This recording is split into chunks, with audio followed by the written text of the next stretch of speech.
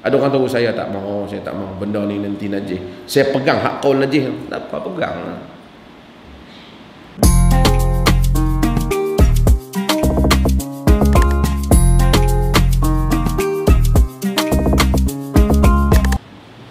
Setengah orang memang macam tu. Otak dia tak boleh fikir seimbang. Orang kata kalau lelaki dengan perempuan bukan mahram tersentuh, wuduk tak batal. Oh, macam tu boleh duduk piraba perempuan lah. Apa punya otak?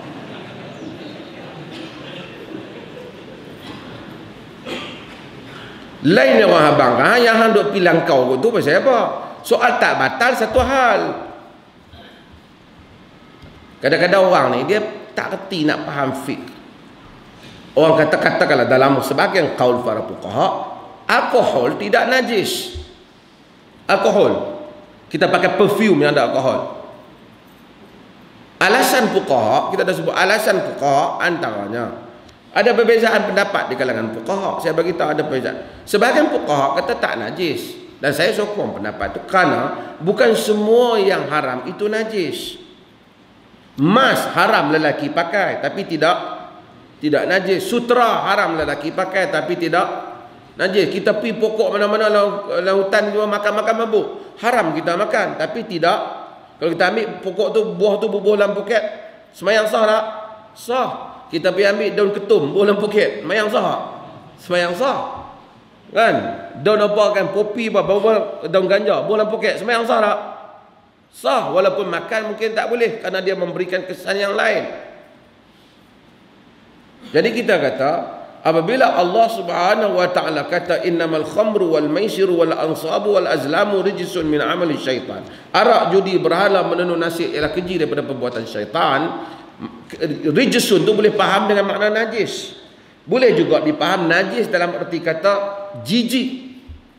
Kerana dia bukan saja khamr, dia maisir, judi. Kalau kita pegang kad judi tu dia tak najis apa, kertas je. Tapi kalau kena kita buah dalam poket, ambil daun pakau tu, panggil daun pakau kan, daun truk tu, kita ambil, kita bubuh dalam poket kita. Kita semayang sah ke tak? Lepas semayang, Allah anakku punya ada Allah semayang lain. Tak. Rijsun di situ maksudnya nilai itu najis.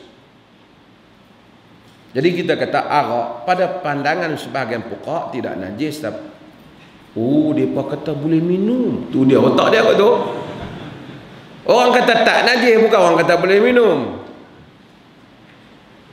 Bila hang minum dia mabuk, haram. Jadi fiqh ni kadang-kadang nak bersembang. Ilmu tak terang mana, pergi duduk kedai kopi, semua hadis dia tahu. Orang baca hadis, aku tak pernah dengar pun. Hadis 40 pun hang tak habis. Orang baca fiqh, aku tak pernah dengar pun orang kata macam tu. Dia mengaji, baca Fatihah pun tergeliat elok lagi. Kemudian pergi hukum kepada fatwa-fatwa yang besar. Tafihun nas, manusia tafih, selekeh, tapi nak cakap dalam urusan yang besar.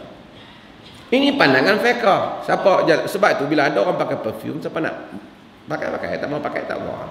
Ada orang tahu saya tak mau benda ni nanti najis. Saya pegang hak qaul najis, tak apa pegang. Kemudian ulama khilaf.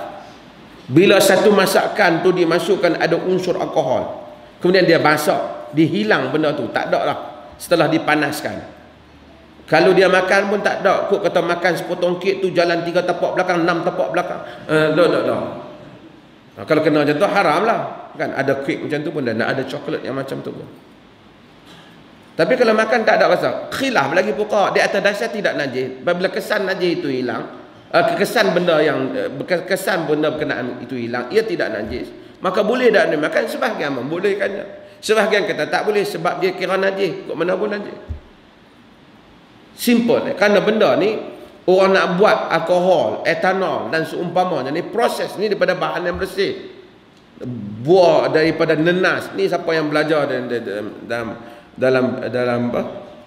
Sains, dia akan belajar macam benda-benda ni dibuat. So, benda ni asal bahan yang bersih. Arak, anggur bersih. Sebab itu apabila dia beranggur, kemudian dia jadi arak, kemudian sekali bila dia berubah lagi dia jadi cuka, boleh makan, boleh minum balik cuka, boleh digunakan untuk makanan walaupun asalnya daripada arak. Kita tak kira najis. Maka fuqaha mempunyai pandangan dalam hal ni. Ada orang pakai perfume, ada orang tak mau pakai. Tak apalah. Jangan nak kata hampa menghalalkan benda yang haram. Nah. Setengah orang dia kadang-kadang dia tak tahu fiqh banyak. Saya nak cerita lah sebut dengan. Kita tak sokong Wahabi ke apa, tapi kadang-kadang kita kesian lah kat Wahabi, semua benda Wahabi kena.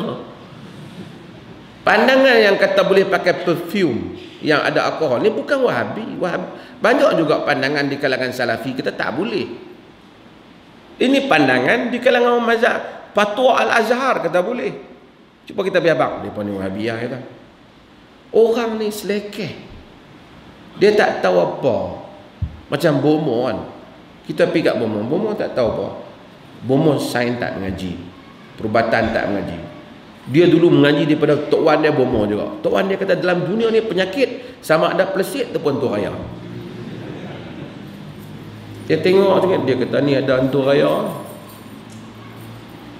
Orang senak perut kanser hantu raya, orang sakit hantu raya. Takkan semua hantu raya tak bomo. Tak kali ni bukan plesit. Yang tu lah juga. Dia macam hantu lah. Dia tak tahu nak jawab. Yang tu lah buah dia. Tu yang saya kata hantu pun jam. Macam mana aku terbabit pula. Aku tak nak kerja. Dia tak tahu apa. Orang cakap fiqh tak mengaji banyak. Orang cakap weh Wahabi. Yang tu lah buah dia.